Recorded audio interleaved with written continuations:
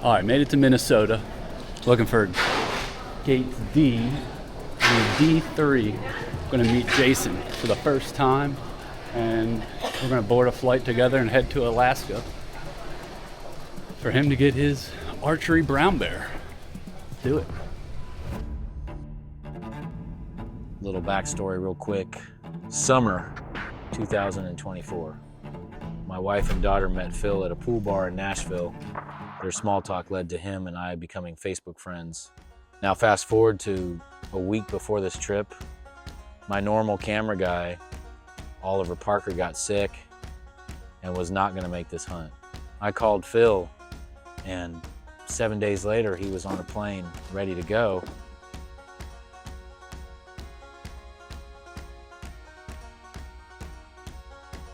The first trip I did up here was, I think, was 2005 or something like that, and did a lot of do-it-yourself hunts when money was tight and couldn't afford a guide. But hopefully tomorrow we get out and get started and get the travel day in, and then hopefully be able to hunt the next day, because in Alaska you can't hunt the same day you fly in. So hopefully Friday we'll be hunting.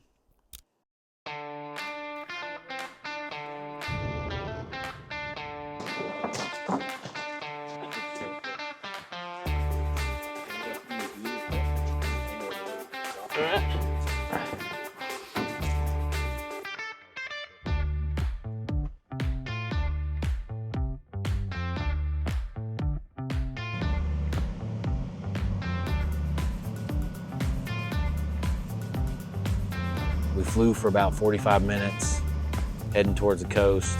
Found a nice lake to land on. Once we touched down, we didn't waste a second unloading.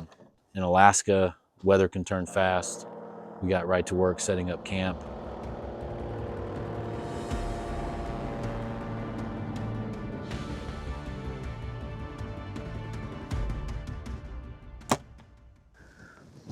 Quiet, ain't it? That's the reason I wanted to practice shoot with those arrows in the quiver. A lot of times people shoot with just like in their backyard. Put the broadheads on with all the arrows, all 5 of your arrows in the quiver. See if anything's making any sound or not.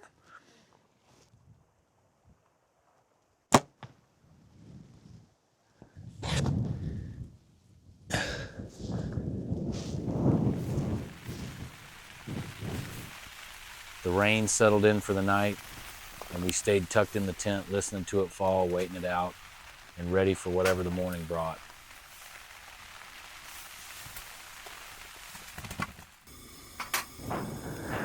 All right, morning one. You can see it's ceiling raised pretty quick. Freaking beautiful out.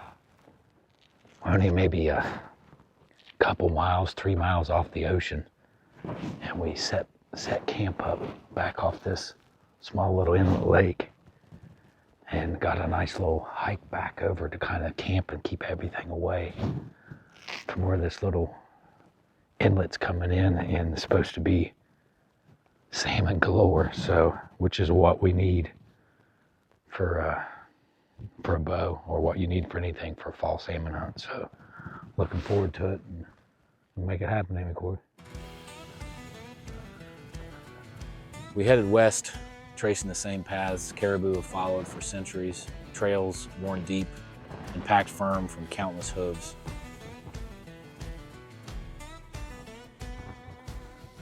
As we worked our way across the tundra, the beauty of this place never let up. The rolling hills, the ocean in the distance, and the wildlife moving through it all. After about 30 minutes, we made it to a high vantage point to see what is in the area. Almost as soon as we started glassing, the tundra came to life. A sow with her cub in the valley below. Oh yeah, I see her. Just as we're watching the sow and her cub work along the ridge, we catch movement off to our right. Golly, that's big. He's got his head down, he ain't smelled us.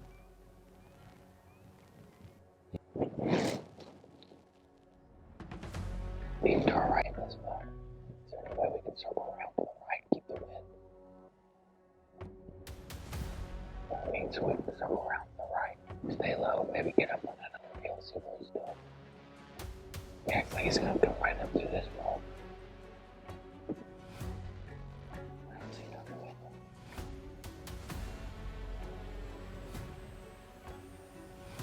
Yeah, it's moving to our right.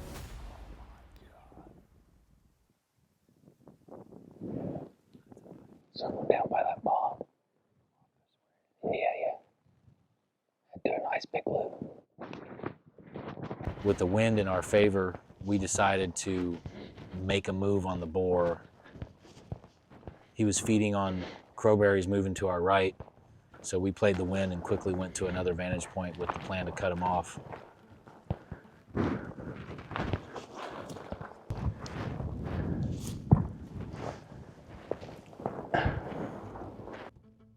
I see him.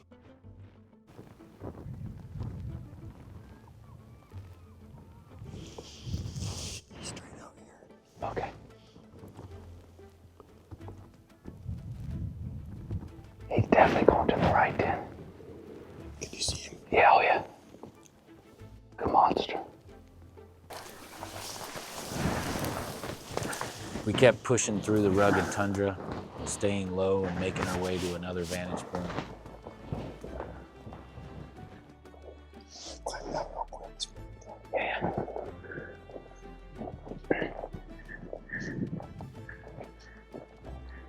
I want to get on this ridge. I was trying to do it. God, he's big. Yeah, if we can get on that ridge and get down to that. God, he is big. Moving to our right again.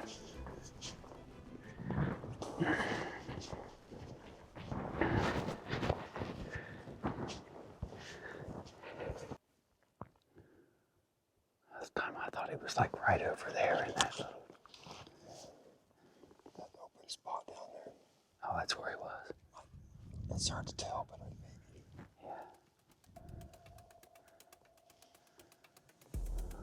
Well, at least we got some open stuff here. Maybe slip to a brush or to that and look over.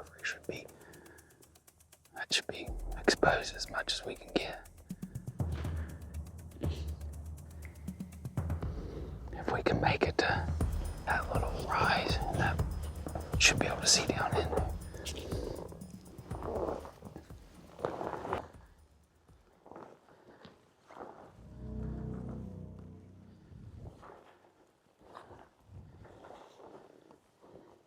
See that green or yellow bush out there about 40 yards? Yeah. He's directly behind that.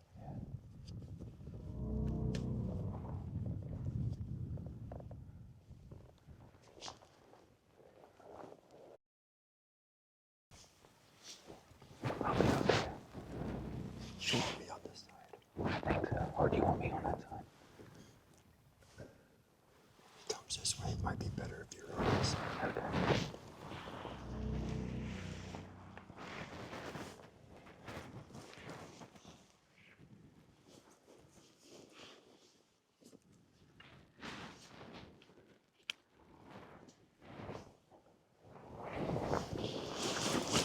He's still down there ways.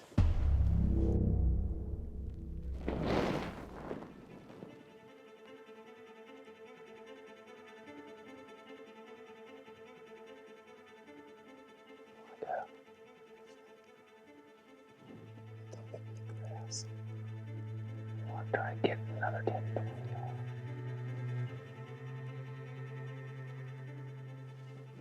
Let me go first or what? Yeah, you can just pretty well.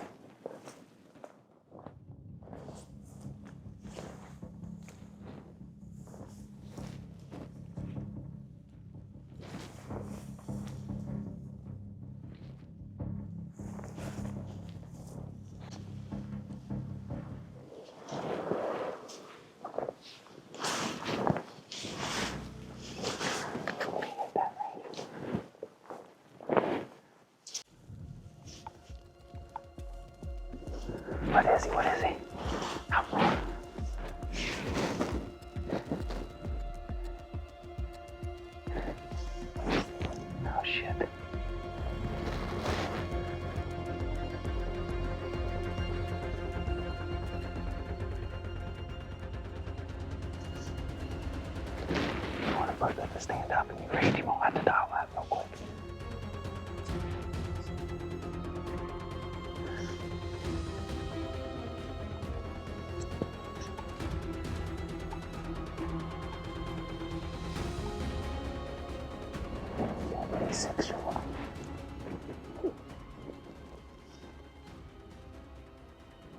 Where do you go?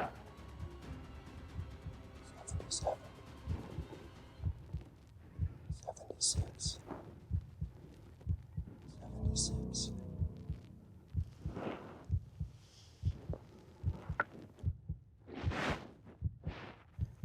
I'm just gonna keep meandering this way anyways. I'd like for him to turn just a little bit. Yeah, he's gotta be almost broadside.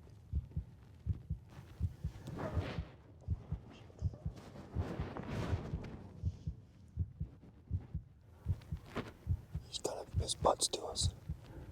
You ready? There we go. Okay.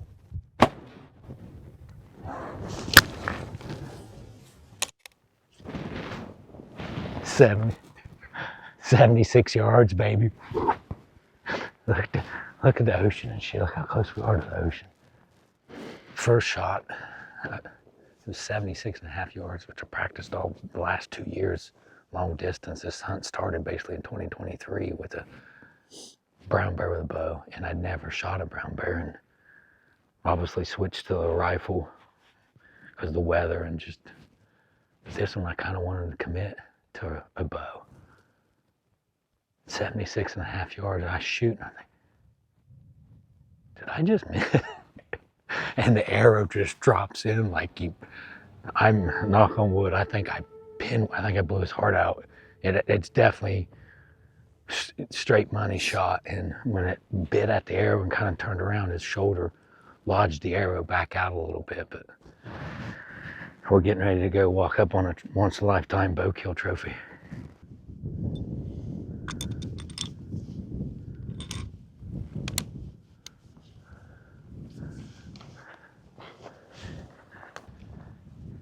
Look at that head. Beautiful. You got one in, right? Yep. Approach from the back or front, or what do you want to do, buddy? He's gotta come this way a little bit. Hey, Bear. Hey. Hey. Hey.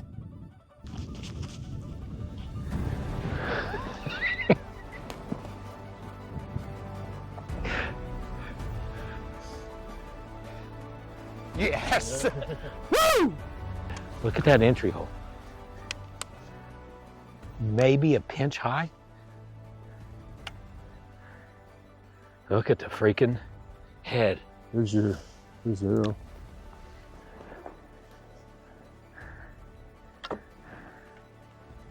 So that's about the penetration I had. Right there's the penetration I had. Right there? Yeah. Yeah, maybe about like that opposite shoulder. Yep. Boom, baby. Brown bear with a bow. It definitely hit bone. My arrow's all splintered up there. 76.5 yards.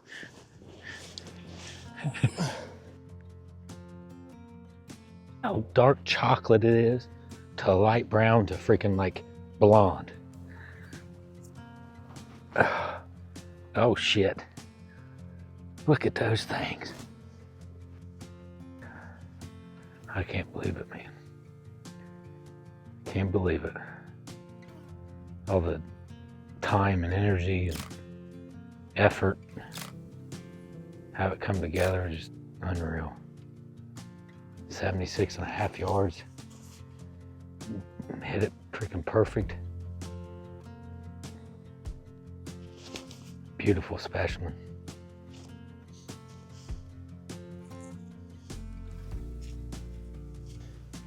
I think that's one thing people ask me when I started doing this, why I videotape it and do all that stuff. Obviously not doing it for money. It ain't about that, but just wanted something to preserve and future generations that's never met me or knew me or anything like that, just to document it. Especially for my daughters. Something for them to look back on one day when I'm no longer here, and for future grandkids to come. We hiked back to camp, had a good meal, and enjoyed the sunset before calling it a night. The next morning we had breakfast and broke down camp, getting ready for the float plane to pick us up. The fat lady is sung. You got lucky, got perfect weather, good guide, first freaking stalk, nailed it. Got 76.5 yards. Made it happen.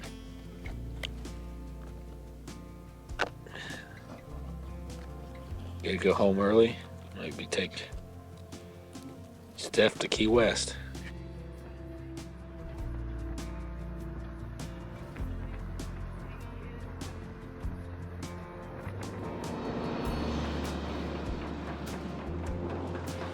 Couple years before I get back to Alaska. I got one more trip here in about 2 weeks, but 2026, I don't think I'm coming to Alaska any. 5 times in 2025. I'll take it.